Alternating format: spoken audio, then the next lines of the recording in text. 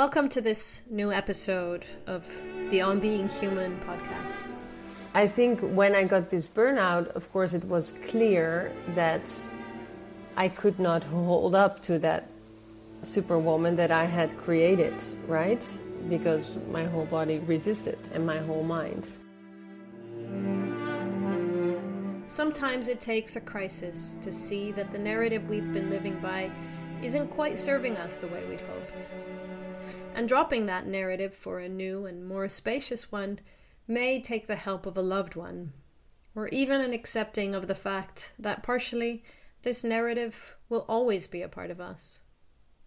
In our conversation, Eva invites us to notice how slowing down, taking rest, and listening to the body might be avenues into unlearning an old narrative and sculpting a new one. Hi Eva, it's really lovely to have you here with us. Thank you for joining Rob and I on this podcast. So as you know, we're doing this series on the myths and the stories that we tell ourselves or we get woven into our psyches through the cultures that we inhabit. I'm really curious to hear, when you were thinking a little bit about this theme, what were the narratives or the stories that sprung up for you? It's so nice to be here. I'm really honored. There is a narrative actually that was for me super strong, and that was wanting to be the super mom or the super woman. I think that's a narrative that's in our society. I wanted to be a woman that has a job, earns her own money, always finding the balance of yes, work, but maybe not too much, because then you have the kids at home and you want to take care of them. Also, you want to be a good partner. Oh yeah, by the way, you have friends and a social life. And where does it leave doing sports? Because of course, everyone is doing sports. For me personally, it was yoga and meditation. Balancing that all is like a huge narrative in our society. For me, that became the most clear when I got my burnout, because at that point, obviously, in my narrative, I wasn't the super woman anymore. I failed because I got the burnout. So I'm struck by some of the language that you use. I think it's really interesting and strong to hear you say, oh, I failed, right, as this superwoman during the burnout. So I'm curious to know, how do you feel that your relationship to this narrative has shifted over the years? Yeah, so I think before that, it just all had to be perfect. I think when I got this burnout, of course, it was clear that I could not hold up to that superwoman that I had created, right? Because my whole body resisted and my whole mind. But it took me really a while to actually see that. So only 2 years after the initial burnout, because I had this narrative of all the mothers who were not working and who were standing, picking up their kids and drinking coffee all day. I really like that narrative. I know, me too. By now I love it. No, when you were saying it, I thought, well, that sounds like a great narrative. That sounds like a great narrative. Yeah, it sounds like a great narrative. For me, it was a negative narrative, because I thought we have to make our own money and be independent, and thought I was. So it took me a while, and it was interesting because my husband actually said to me, okay, maybe you should just stop and do nothing for a while, just stop working, nothing. So I did. And in that year, reflecting a lot, because that was the only thing that I did, because I didn't have enough energy for anything else. Little by little, it became clear to me that this narrative didn't work for me, and that I am not only the superwoman if I work and if I'm doing everything 100% right. When you're talking about this narrative, there are multiple narratives that seem to be appearing, and multiple sources maybe of these narratives that come. So you were talking about, I created this. I created this narrative. Then you were also talking about, there's probably a cultural narrative around this. And then there was also this narrative that I created about other people who didn't live my narrative. it was almost like these multiple things going on. I suppose I was just intrigued as you were talking. When did you first notice this narrative? You mean of being the independent, strong woman? Yeah. Where did that appear from? And maybe the being perfect bit of that. Oh yeah. Okay.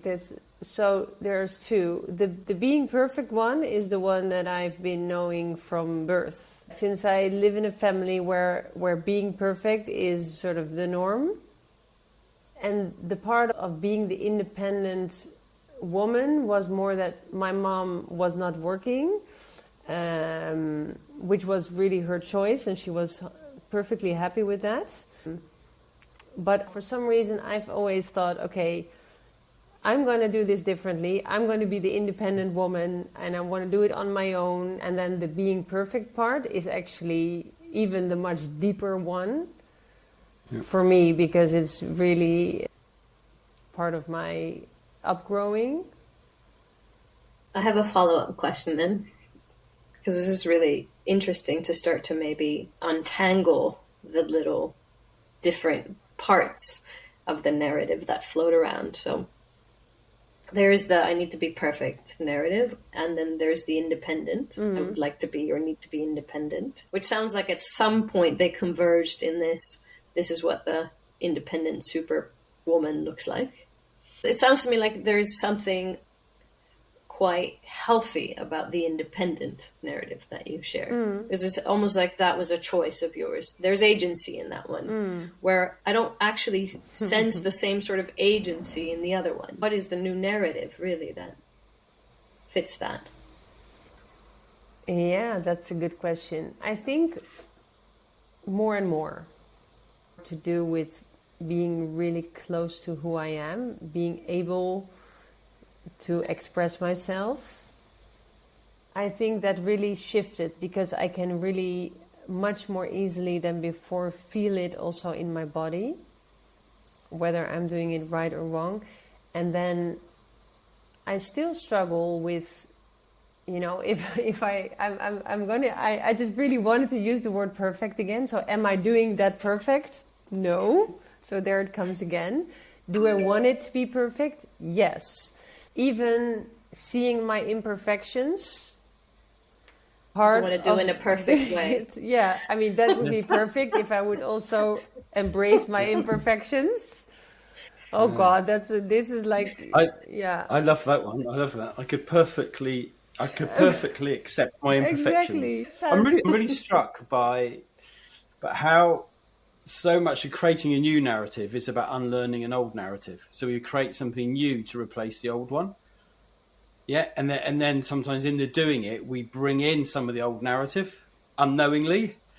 I think about 10 years ago, I was at a fair in Milan where I always went for my work. The Salone di Mobile, it's a really creative fair. So I went there every year to get inspiration for new ideas. And there was one, and I made a picture of it, and I still look at it like every year.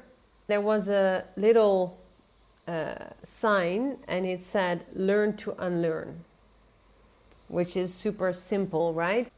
I'm really sort of aware that you've mentioned a couple of times, you know, that I suppose the body, and you've used the word, you know, around this sort of burnout. I think it was the language you were using, and I'm just wondering, in this process of unlearning and unlearning the narrative and creating a new, what are the other things that have helped you do that? Oh, that's a really good question. Meditation.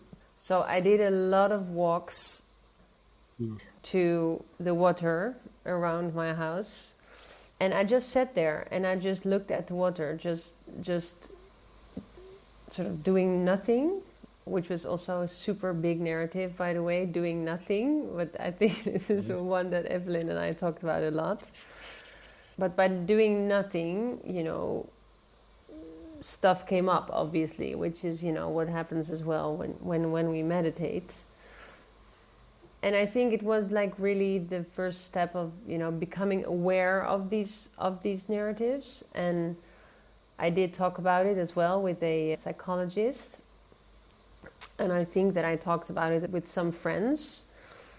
And for me, talking about it helps also a lot to, as you say so nicely, Ave, to detangle, to become aware and to detangle. I was looking at every book and the top 10 or the top 3 of getting your energy back and then living the life you want and being the best version of yourself and seeing your burnout as the biggest gift, which I do see now, by the way. But at that time when you're in it, I found that sometimes a bit more difficult.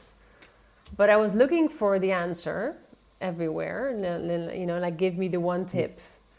But the meditation part, or the really slowing down, for me it was really slowing down in every sense. So I know that we know each other a little bit, so you know, I might be steering a tiny bit in the next question. Yeah. Rob mentioned that your body was such a important flag. It was flagging you to this narrative, maybe. Yeah. You did this Yoga Nidra teacher training, and that's where your heart lies and your passion lies.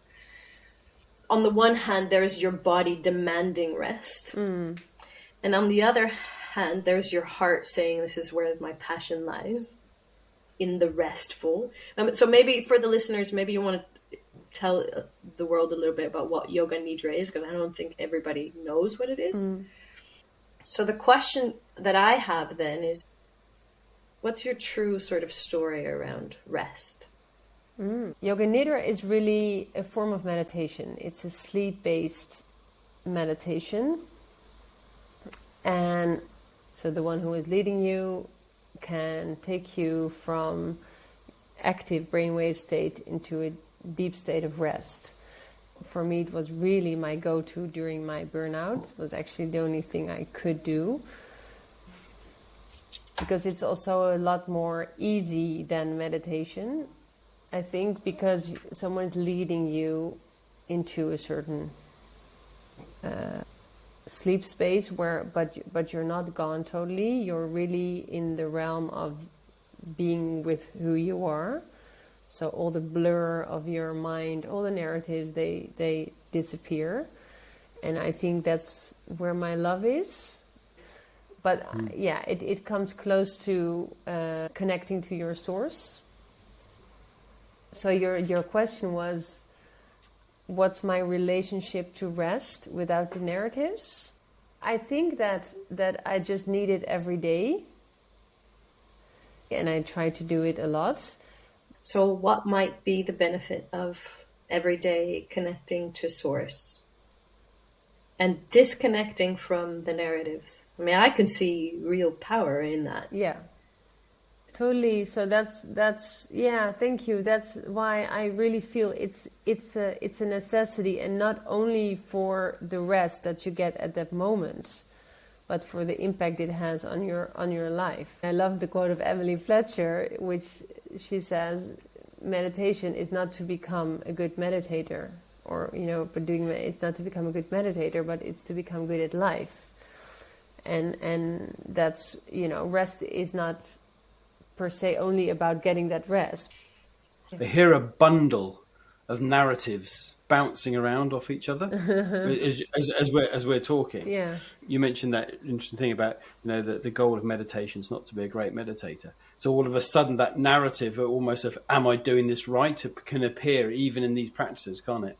I was just thinking about something you said earlier, and you mentioned, I think you said it with a smile on your face, about the narrative that you had for the people who turned up, dropped the kids off at school and spent days having cups of coffee. And then we're talking about this thing around rest and like the narrative of laziness and all these narratives start to bounce against each other. And then in the middle of it, it feels like what you're inviting people to think about in the conversation is, what's it like to come right underneath all of those narratives? But then I hear all these other narratives just bundling around, trying to get in the way and almost trick us and subvert us. And actually, here's you saying, well, actually, there's a deep belief I hear you talking about. Actually, there's something underneath the narratives. Yes, it is, because the narratives are only the narratives, right? What happens if that's just another narrative? Yeah, so the other narrative would be that there's a power underneath, right? Yeah. So it's which also, is source. That's also a narrative. Yeah.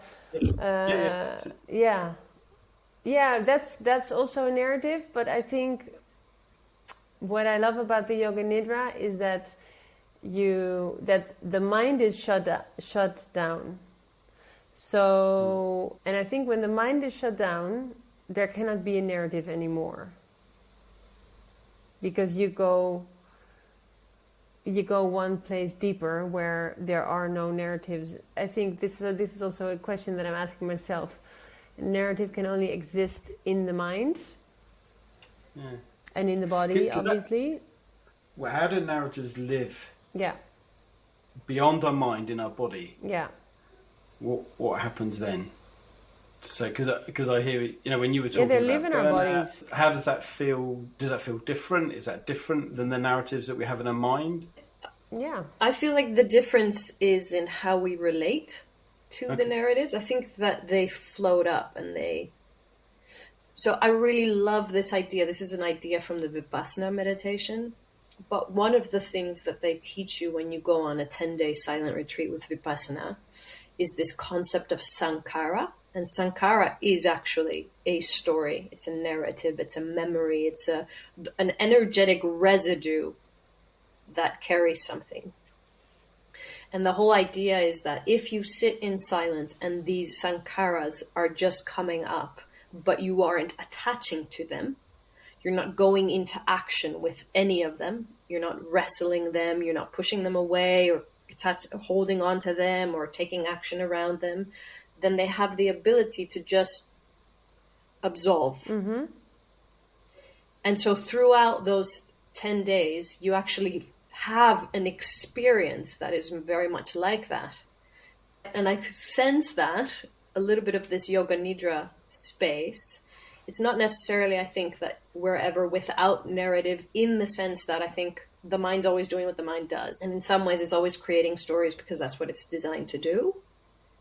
However, we can choose a different state of consciousness, or we can be guided into a different state of consciousness in which we are no longer relating to those narratives in the same way, where it's just let the mind do what the mind does, let the body do what the body does, without it needs to be different or I need to do something with it. So it's the attachment. Then maybe it starts with that. If maybe the learning to unlearn starts in, hey, what the shift might be actually in the relationship that I have to this narrative.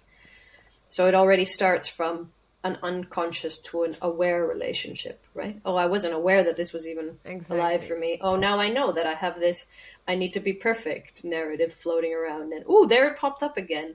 And I can choose to relate to it in a way that is really an adjutant, and I need to get perfectly rid of my perfect narrative and replace it for something else. Or I could say, hey, there it is. Okay, there it is again. That's all right. I have a really you'll know, you'll laugh. I have a really active brain, Eva. Yeah. My brain is just like constant whirring. So actually, I'm sitting listening to you talk with a certain amount of jealousy, because I have to work really hard to get to that place where I can detach from narratives. So it's really interesting listening to it, and I can feel, even as we're talking, like the depth of how these narratives sit in my own body and my own brain. So we make it, I think, very, very difficult because we get attached to all the narratives. But it is as simple as not attaching to it. Yeah. I mean, it is simple, but it is difficult as well. You'd mentioned that whether it was I think it was your partner, someone had invited you, or somebody had said something that almost sent out an invite to create a new narrative. And there was something that struck me about the importance of those people around us, and how we can, people support us to create a new narrative, and how we can support others to create other narratives or new narratives, or unlearn their old narratives, and how important it seemed to have those people around us. Yeah, totally. That's why Eve and I are always talking about how important it is to have this buddy system, and it doesn't have to be a system, but someone who sees it a bit more clearly from the outside, because we are all in it. I think almost everyone has this ball of, tangled mess, dreads and mess. And yeah, maybe we are lucky when we get to untangle one a bit more. Now that we've heard a little bit of this conversation, let's find out who our guest really is. I would say I am a mother of 3 kids and live in a family. I have a husband and live in a very nice family here in Amsterdam. My background, I would say I come from the more conservative law school, but I always felt this was not really where I wanted to, it didn't rock my boat, or I didn't feel any fire with that at a certain point. So I rolled into the world of rituals, and for me that was really a creative world. So I started actually working at rituals in the year 2000, and then at that point we were only 5 people, and I was creating all the new concepts and all the new products. So starting with 1 shop and 5 people, I worked there for 16 years as a creative director. And this was an amazing journey of growing a whole brand, growing a whole company, and I really loved it until the point that I got really sick. So after 16 years, I got in this severe burnout. So that was really the point that I couldn't do anything anymore, and I had really lost myself, so to speak. I ended up in bed for about 3 months. And that was only the starting point. And I decided from that point that I wanted to quit rituals, or that I wanted to stop, which was quite a difficult decision after 16 years, because it felt like my family and it also felt like my identity, which is something that it didn't occur to me at that time. But leaving rituals was also leaving a part of me. And then I thought, okay, I'm going to recover from my burnout for another couple of months, and then I step into a new success, as I was used to the success of the last 16 years, because rituals became quite a success. And that journey was a bit more rough than I thought it would be. So I think it took me about 3 years to really recover from my burnout in the end. So I've been doing yoga since I was 18, and meditation always in between, but that part really went to the backbone when I was having this big job at rituals. So I dove into that, did teacher trainings, and I got my energy back more and more. I just did a Yoga Nidra certification training, and this is again where my heart lies. So Rob and I are back for a third part to our conversation with Eva, where we will be introducing some extra pieces that we were inspired, or that were inspired by the conversation, I should say. That as we were conversing and we were exploring the different stories that Eva had coming up for her, but that resonated, I think, for all of us, we realized that there was this sort of these endless layers of stories that all seem to be entangled and wrapped up in this, beautiful, messy ball of wool. And I know in preparation for this conversation, Rob, you had something really interesting to bring in for our listeners around this. So the one thing that I was thinking about as I was listening to Eva, even in the conversation, was some language and framing that's used from transactional analysis. And they talk about drivers. They talk about drivers as things that were put into us at an early age. And I think Eva talked about this, I think she mentioned about perfectionism, or I know where that came from. That came from my mum or whatever it was. So I think these drivers, they usually come from family, and they can be quite conditional. So the purpose of a driver is that it's about, if you fulfill this driver, and I'll give some examples in a minute, then you'll be seen as okay. You'll be accepted. Yeah. So one of the drivers might be, if we talk about Ava's, was be perfect. So if I work hard, if I strive to be perfect, I will be accepted. We all want to be seen as and accepted as okay. So therefore what we do is we live the driver. That's our way of getting acceptance. And most of these drivers have really positive sides to them. They can be really helpful for us. They're positive things that are put into our lives. The dilemma comes about the anxiety and the stress that is caused when we do not fulfill the expectation of the driver. So in transaction analysis, there's 5 key drivers that they talk about. And I think there are lots more, but there are 5 ones that they talk about most commonly. And that's one about being strong. So there's a little bias towards men, but they seem to buy into that a little bit more, but it's not exclusive. So, if I'm being strong, quite often we end up not showing our emotions. We're great in chaos. We're great in crisis and challenging situations, because you need someone to be strong and just get on with it. But actually, the other downside of that is I don't do anything with my emotions. I don't share them. So that has consequences. The second one is about hurry up. Now, any of you who are listening who are parents will probably recognize this one. Trying to get the kids out the door to get them to school on time. Just hurry up. The dilemma is that then, and I see this in my own kids, it's really hard for them just to take their time and relax, because there's always this sense of I've got to be somewhere and I've got to be on time. Yeah. So that's the hurry up one. There's the try hard. So try hard, it is what it says. It's just put in 100% all of the time. And it's slightly different than the be perfect, but it's linked a bit to that. So just if you're not putting in 100% effort, then that's not okay. And the other one, the fourth one, be perfect. So they never settle until everything is just right. I see a smile on your face as I mentioned it, Evelyn.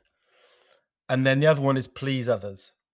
So keep everybody else happy at my expense. So those are the 5 drivers that they talk about. So be strong, hurry up, try hard, be perfect, and please others. And as I said, I think there are others. If I think about my own history, it's like be kind, consider others. So there's others in there, but those are the 5 that mention. So I'm really interested when you listen to those and you listen to that conversation with Ava, what response do you have? What do you notice? The first question that comes up for me is, what's positive about them? So can you give an example? You said they can be really helpful. And I say it not just for me, I say it for our listeners to have an example of so the pleasing others maybe is a little bit easier to see. Oh, yeah, okay. That can be seen as quite a valuable thing if you're living in a community or, you're community oriented. And sure, okay, it makes sense that there's a positive aspect to being oriented towards others. But what about the being perfect or the hurry up? What are the positive sides of that? So, okay. So if I think about the being perfect, we get high standards, or we get good quality things that we might experience. We might go out for the day somewhere and go to an event, and we come away and think, wow, that was an amazing experience. Well, somewhere in there will probably be some people who are aiming for really high standards. So the perfect driver can be really helpful in creating really good standards. So it has that positive side to it. And the hurry up, if you take it on let's go to a global thing, right? For example, one of the narratives and one of the stories that we're talking about lots in media and in our own lives is around climate. There's a sense of urgency. So the hurry up can be really helpful when something's urgent. if someone's got that driver, they will probably step into that place quite quickly. There's some urgency. Hurry up. Let's get on with this. Let's take action. They take action. And others about be strong. It's great in places of crisis. If you're in an emergency, you need someone to step in and just be strong and do what needs to be done at that moment. What is the work that we get to do with these stories, with these drivers? So Ava was speaking about her I need to be perfect story as an experience of burden to some extent. I mean, she may not even really have full insight on the positive side of the story, because what she's experiencing is, well, her burnout or this constant pressure to perform, to be this person. So she's highlighting, at least that's what I remember from our conversation, somehow this discomfort that she's experiencing around it. So then what do we do with that? It's a great question, because it can be really uncomfortable just to sat with, oh yeah, I recognize that, I do that. But yeah, what do we do with it? So in transactional analysis, one of the things that they talked about is we need to find an antidote. First of all, that's the first bit, is to find the antidote to the driver. So what's the alternative to that? So for example, if you're looking at something like be strong, if my driver is be strong, and I recognize this one in me, yeah, I've learned to be strong when there are reasons for that, about experiences I've had, and also it was a strong driver from my dad, be strong. And so the antidote would be open and express what I need, express what I want. Yeah. Don't always be strong for the benefit of others. Express what I want. It's the new language. It's the new behavior that starts to counteract the just be strong all the time. Well, actually, show your vulnerability, express what you're feeling, ask for what you need at that moment. So that would be an example for the be strong. And these sound really simplistic, and I suspect I can almost see that you're going to ask me another question in a minute. But that sounds easy. But so if you look at the driver for be perfect, the antidote is the acceptance of you're good enough as you are. So it's good enough. If you're try harder driver, it's about just do it. Try harders can avoid getting on with things. If they want to do something, they do want to do it to 100%. They skirt around tasks sometimes, as opposed to just do it. It's all right, just get on with it. It's fine. If it's please others, it might be taking the risk, because it's risky. I feel the risk around this of pleasing yourself, as opposed to please others. I have a brother. I've got three brothers. One of my brothers, he's a lovely man. And he has swallowed this driver to a level that is really fascinating. So he will put other people before himself really quickly. And he will say, oh yes, but it's important to always put other people first. It's almost like this belief about how I need to be in the world that I don't have any critique for it. That's just how it is. There is no alternative. I think that can be the challenge. So they have these antidotes that you can bring that sound really nice and simplistic. And I can see that you're going to ask me a question. How do we start to work with these antidotes? That I can sense that, yes, it's helpful to have the antidote, but how do I take the first step? Because if I feel like, if my driver is I need to be perfect all the time, telling myself, well, you're good enough as you are, I can feel the resistance of that in my body, even though I think that's not probably one of my drivers. Yeah, and what you said then about I can feel the resistance in your body, I think that's what one of the key things that happens in this is that we experience anxiety and stress when we start to resist the driver.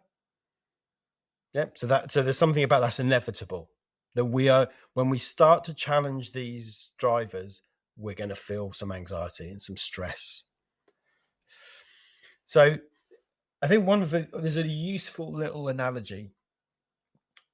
That is, if say you've got you're working on your laptop and your laptop's running a bit slow, and you think, that's a bit weird, what's happening? And you realize that there is, and I think there's an analytical thing, isn't there, where you can show what programs are running on your computer. So you go and look at it and you realize that there's a program that you've got open in the background that is taking loads of the driver energy in your computer. Yeah. So it's running slow. So then you have a choice, because you've seen the thing that is slowing you down or impacting you. Then you have a choice about what you do with it. You either leave it on or you switch it off, the thing that is running in the background. So the first thing is being aware of what is running in the background. Yeah. So, I am aware that please others driver is there. It's in the background. So the first thing is to name it and notice it and see it. It's there. Then I start to have some choices about whether I always do that. Because I think it's simplistic to say, I'm going to move from a people pleaser to I'm just going to please myself all the time. Do you know what I mean? I think there is some way where we keep the positives of what the driver can bring, but then we also, the bit that we deny about ourselves, we start to bring in. So I think the first bit is noticing it. What is the driver? Noticing it, and then I have a choice about it. I choose, do I want to do that or not? But I think what I experience is one of the things that stops me making that choice is the anxiety I feel. It is uncomfortable for me to do that different thing. So what I want to do is go back to the thing that makes me feel comfortable, which is pleasing people, because that's what I've told that's what I need to do to be okay in the world. So the anxiety that I feel, or the uncomfortables, is inevitable. So I know from my own experience and knowledge in neuroscience that there's actually something also happening in the brain when we're rewiring, right? When we're rewriting these stories, and that resistance is also in the brain. Like there is our bodies like to be in some form of homeostasis. So the comfort zone has been created around these drivers. I need to be perfect. I need to hurry up. So the good news, I do think, for the listeners is that over time, when we keep on practicing, we do rewire these stories. I have a curiosity for you as we're speaking about this. Ideally, where do you end up? So I have a strong conviction that maybe you don't entirely lose the driver's story, right? So I most likely will have an element of this pleasing others that continues to appear in my life. But I'm curious what your response would be to the question of ideally, where do you end up? I've got a little example that's popped into my head, actually. It's really interesting listening to you talk. And it's about one of the, it's not about the people-pleasing driver or please others. It's about the hurry-up driver. And I have that a little bit. And actually, one of the things that has led to is I have had multiple speeding tickets. I have had years when I thought, if I get stopped again, I am going to lose my license. And times when I've had to start talking to my employers about how am I going to travel. I have a job that means I have to travel and I've got to go to court next week. And I think I might lose my license. So after numerous fines, thousands of pounds worth of fines and a few court appearances, so I realized I have to do something different with this. So I started, right, I am going to try and keep to the speed limit. And then you suddenly notice all the stories that start appearing in your head. You're going to be late. Just overtake that car because you're not going to get there on time. There'll be a traffic jam down the road and you're going to be late. Or actually, if you get there, carry on this, but you get there and you have a nice cup of coffee when you get there. You can reward yourself for being early. You got all this stuff going on. And you can then make a choice. I then had to make a choice about, I'm not going to do that, but then still feel the anxiety of I'm going to be late, right? Actually, I've had one speeding ticket in the last 6 years, so I think I'm doing better. And I do find myself in the slow lane on the motorway more often than not now, and quite enjoy it. Part of what makes the world a wonderful place is that we make those choices. But it's when we deny it ourselves, then it becomes counterproductive for us and for others. So I think there is something about using it as a motivator, but not a slave. So we're not a slave to it, but we can choose to allow it to motivate us. I think, as with a lot of these types of conversations, I think for me, one of the antidotes, if you like to use that language again, that transactional analysis uses, is laughter, is humor. Is to be able to look and say, I'm doing that thing again. Oh, it's that. Because when we start to laugh at it, it loses some of its power when we stop taking it quite as seriously. Oh, I'm doing that hurry up thing. Again. Okay, what would it be like just to kick back and sit down and have a cup of tea instead? What would that be like? I mean, so I think there's something about, this is serious stuff, but it's funny stuff as well. And if we can hold it with some lightness, that's really helpful. And I think that circles back beautifully to the conversation we had with Ava, because I think there was a lot of lightness and humor in our explorations of all these different things that appeared as we were sharing them in conversation. I keep my head above the water. I keep my heart above the line. I'm too busy doing good things.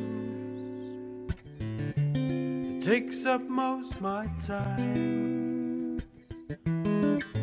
Always liking to be early. I don't like to waste my time. I'm so busy rushing. I'm picking up futile vines. Be strong, hurry up. Try hard, hurry up. Be strong, hurry up, be perfect. Try hard, hurry up, please everybody.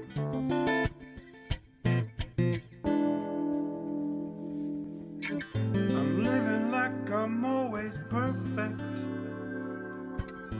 There's always mountains left to climb. Splitting hairs for a pastime. I just told my family line. Be strong, hurry up. Try hard, hurry up. Be strong, hurry up, be perfect. Try hard, hurry up, please everybody.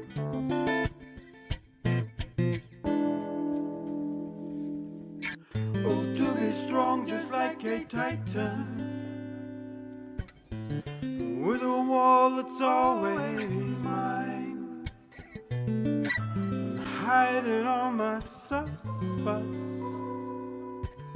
letting people know I'm fine.